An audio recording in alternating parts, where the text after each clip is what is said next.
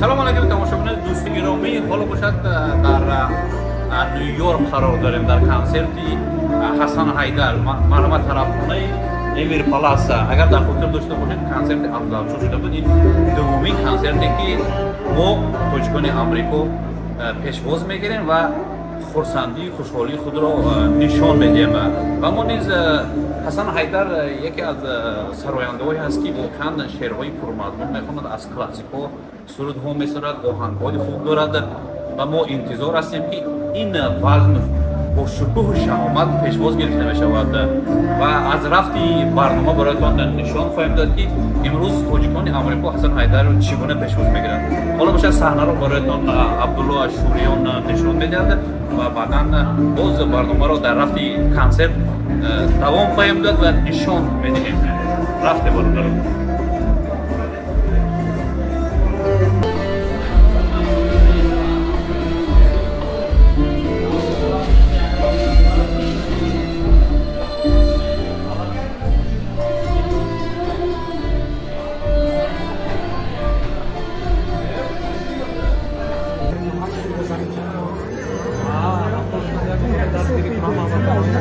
شریفی همه میشناسن معرفی کردن و حجت نیست. مرحمت مهمون ما یک دو سخنی گفتن میخوان.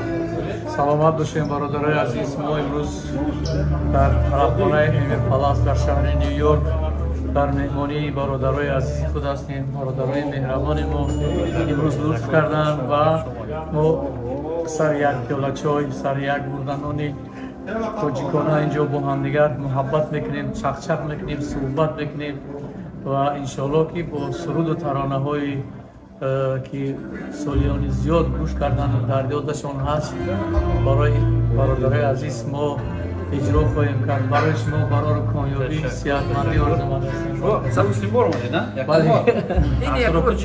تأثیراتتون چطور؟ خوب است. یعنی همون جمعیت و مثلا شما در ویرجینیا هم بودید با شما؟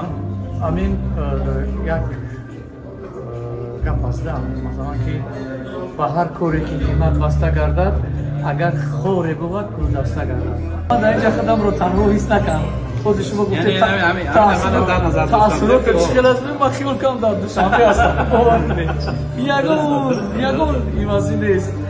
چون که هموطنان ما بسیار محبت کردن. تنها نیستش شما؟ بله. روزی رو میخورید. بسیار مقداری.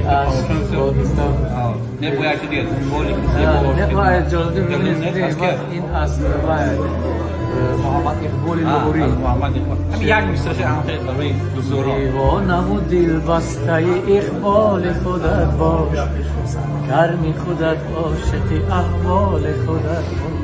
یک لحظه نخور حسرتی آن را که نداری، زیبا همین چند قلم مال خودت باش. اقبال خودت باش، پروبال خودت باش، اقبال خودت باش، پروبال خودت باش. هزار رحمت شماده. بسیار شاد هستیم که با شما شناس شدیم، دیدیم، دیداربینی کردیم. سوی سراینده محبوب تاجیکستان عزت شریفی در نیویورک. سلامت.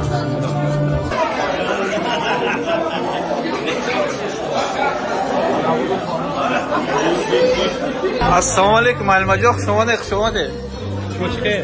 صحتی سلامتی شکر خدا. نوروزت مبارک شود. رحمه فطرت مبارک شود. هزار رحمه. بنامت مقدس باشه.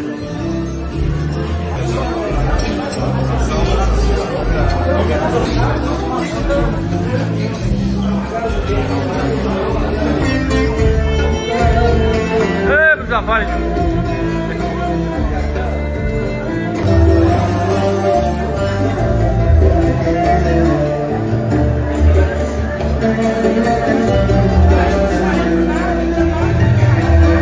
حکای شوکت اشتی همین بانغازی همه میتونه بانغازی نوحی اشت است.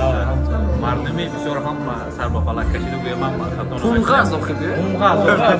پونغاز سرمایه‌گذاری که بهترین نیویورک هستن و در تمام طرق خدمت برسونن و امروز باشد با خرسندی تمام مردم تاجیک هم اومدن و دویم هم شریک هستند و می‌خواستیم که همین یگان تاثیراتی اگر داشته باشه و یگان متنوع داشته باشه برای مردم تاجیکستان و تاجیک‌های روی جهان.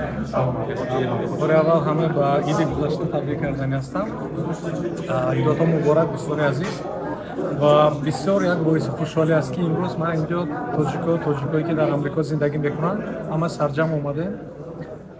این بسیار یک خوشحالی است برای ما، خرسندی است چون که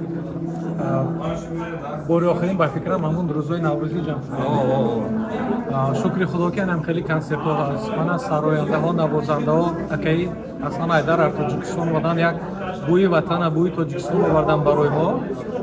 برای همون هم امروز خدا خواهد نصیب یک کنسرتی پیشون میگذاریم. برای همه دوستان سلام از امریکا میرسونیم. همه تاجیکای دنیا سلام از